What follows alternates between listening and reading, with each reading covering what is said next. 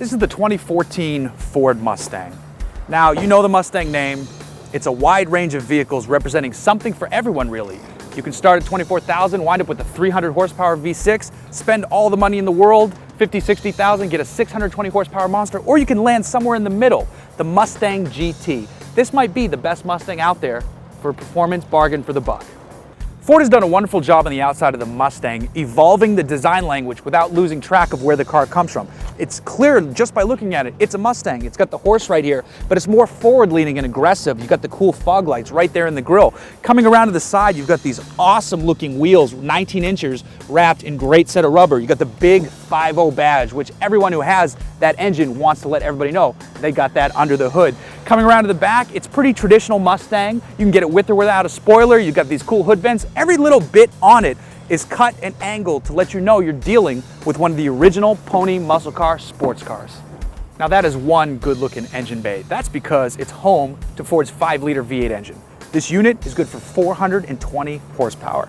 That's a wonderful number, and you're paying nearly $40,000 to get it. However, anytime you're over 400 horsepower and under $40,000, you're in a wonderful spot. That's exactly where the Mustang GT sits for power enthusiasts, a wonderful spot. So what was once a pony car has graduated to a sports car. The interior of the Ford Mustang still isn't luxury car awesome, but you don't want it to be. You want it to be minimal. You don't need Ford Sync here in the middle. Just the standard shaker audio system is plenty, because you'd rather listen to that V8 engine. Man, does that sound good. It never gets old. You're never gonna get tired of punching it. Yes, the fuel gauge is basically gonna go like that. Who cares? You're gonna love every second of it, because that's what you're doing when you buy a Mustang. That's what this car is about, is enjoying driving, and that's why you buy it with the V8 engine, with the manual gearbox. This car has the track pack. This car has these Recaro seats. Those make it even better. It changes out the differential. These seats really hug you. The tires are bigger. Everything about it is geared towards having fun in the car. So you're taking a fun car and making it better by adding that track pack. That said, it does push the price. Like this car, it's $40,000.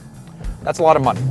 That's a whole lot of money, but you're getting a whole lot of car. This isn't just a straight line bruiser anymore. This thing can annihilate racetracks as long as you know what you're doing. You still got a V8 engine pushing power to the rear wheel, so just know that oversteer is gonna be the name of the game, but not as much as it used to be. It's controlled. It really works well to making you go faster, and that's what people want out of a car like this. Plenty of people might look to the competition. You could say the Challenger is a competitor, but it's not. That car is the only one that has remained a muscle car, and that's great. It's an expensive boulevard cruiser that's fun to look at, makes good noise, but would be nowhere near as fun as this thing on a racetrack or on a curvy road. Now, you look to the Camaro. It's the Camaro. It looks cool from the outside. It's not as cool on the inside. The only ones that are really enjoyable are the ZL1, because it has way too much power. The 1LE is a handling machine, and then I'm sure the Z28 is gonna be excellent. But just your standard V8 Camaro, the Mustang's gonna take it all day, every day. Sorry, Bowtie fans, but that's the case. The Mustang has grown up, the Camaro's just grown out. As better as this car has gotten over the years, it also hasn't lost sight of where it comes from. You can still do all day long burnouts and destroy your tires. You can still drift it around corners just with throttle on oversteer. It's still that car. There's still muscle there. It's just also graduated to employ a bit of sports car love too. Now it can turn, now it can handle. The next one's probably gonna be even crazier once they drop that solid for IRS out back. But even with that solid rear axle, this thing is still fantastic. It's so much fun to drive. It looks great on the outside. It's comfortable on the inside. And the one thing you can never get over, you'll never stop doing, is pressing the throttle to hear that noise.